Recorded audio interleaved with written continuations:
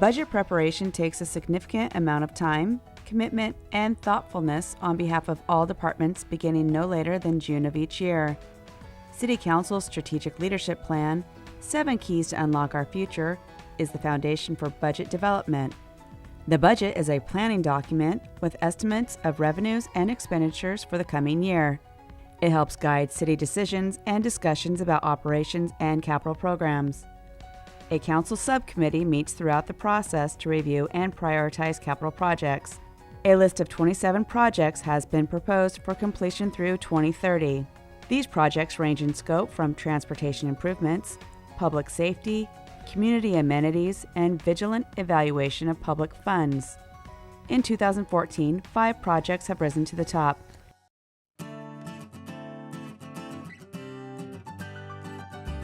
The amount of territory in Richland and the growth in southwest Richland has created the need for a new fire station that can produce better response times for firefighting and emergency medical services. Richland has the largest amount of territory to cover at 42 square miles. In comparison, Kennewick has 24 square miles and Pasco has 33 square miles. The budget assumes an additional 1.1% or approximately a 94-cent monthly electric utility tax increase for an average residential customer. Even with the utility tax increase, Richland's electric utility tax rate will still be lower than its neighboring cities. In addition, an ambulance utility fee has also been budgeted to increase by $2.32 per occupied residence and business each month to cover the remaining ongoing operations and maintenance costs. The increases will be applied to the first bills that customers will receive in 2014. The proposed location for Station 74 is on city-owned property behind the city shops buildings, near Dupertale Street and Queensgate Drive. This station will serve the new growth in the South Richland area. The site for Fire Station 74 would sit perfectly between the existing fire stations, and this placement will allow the department to meet the city's established response times. It is anticipated that response times will get even better for fire and EMS services when the new Dupertale Bridge is constructed. The Dupertale Bridge is critical to many elements of the city's long-term vision. The improved connectivity of the street network provided by this project will enhance economic development, emergency response and preparedness, water supply reliability, traffic safety, and quality of life as it relates to bicycle and pedestrian connectivity and protection and access to the Yakima River riparian area.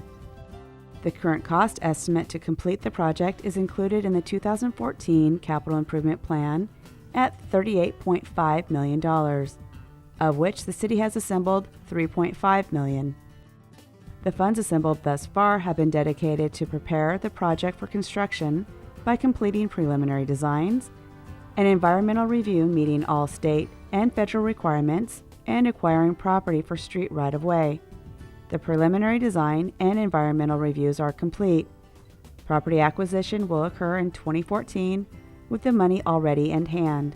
The capital improvement plan includes a financing strategy to complete the project by 2018, but the strategy relies heavily on funding from Washington State. The state funding will only be available if the state elects to increase revenue dedicated to transportation and includes a mechanism to fund the Dupertale Bridge. This could occur through direct budgeting by the state or through increased funding to grant funding programs directed to city projects. Our state elected representatives' support is critical to the city's success in acquiring the needed funds. The 2014 proposed budget is formulated with the commitment that we will continue to deliver city services at the same level with little to no increase in costs in a sustainable manner. Our citizens express the desire for the city to take care of what it already has. That is why the city will focus additional money on backlogged facility maintenance needs.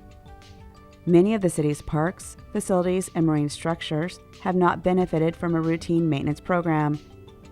As a result, necessary maintenance projects will address safety, security, efficiency, and corrective maintenance. Almost 100 projects have been identified for completion in 2014, ranging from HVAC pumps, roofs, dock safety, paint, and other projects intended to protect taxpayer investments. It is a more prudent use of taxpayer money to repair and maintain rather than wait for its lifespan to end and then replace. John Dam Plaza is a 3.9-acre park in Richland's Central Business District.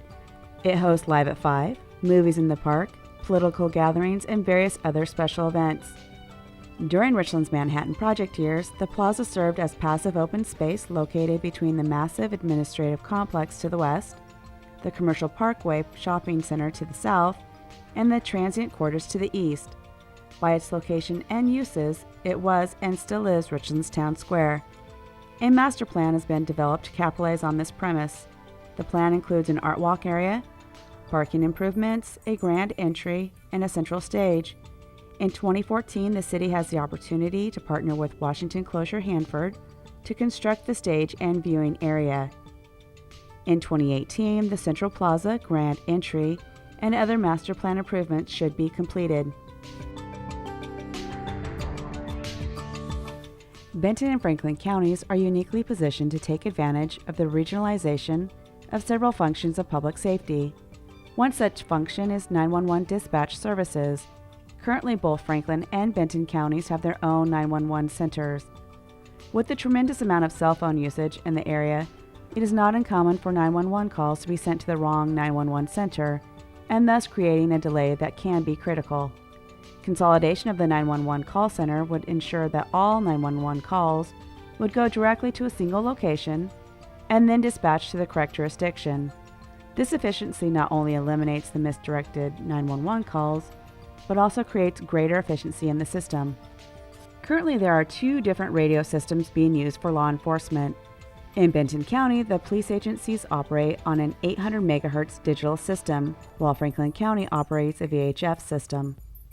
The 2 systems are not compatible and create dangerous communication problems when law enforcement are working together.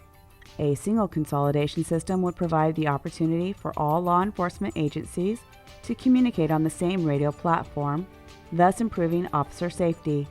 Finally, the move to a single system allows single purchases of equipment, maintenance contracts, and software upgrades that otherwise would be purchased by both counties individually. The economy of scale argument is very much a realization. Shared costs for hardware, software, upgrades, and staff will likely bring a cost savings to the region.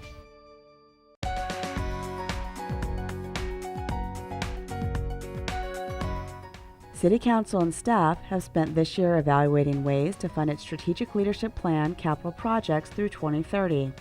Never before has such an effort been undertaken in order to prepare for the years to come. With focused planning efforts such as these, the city will continue to be effective in deploying the goals and vision for a progressive, safe, and family-friendly community.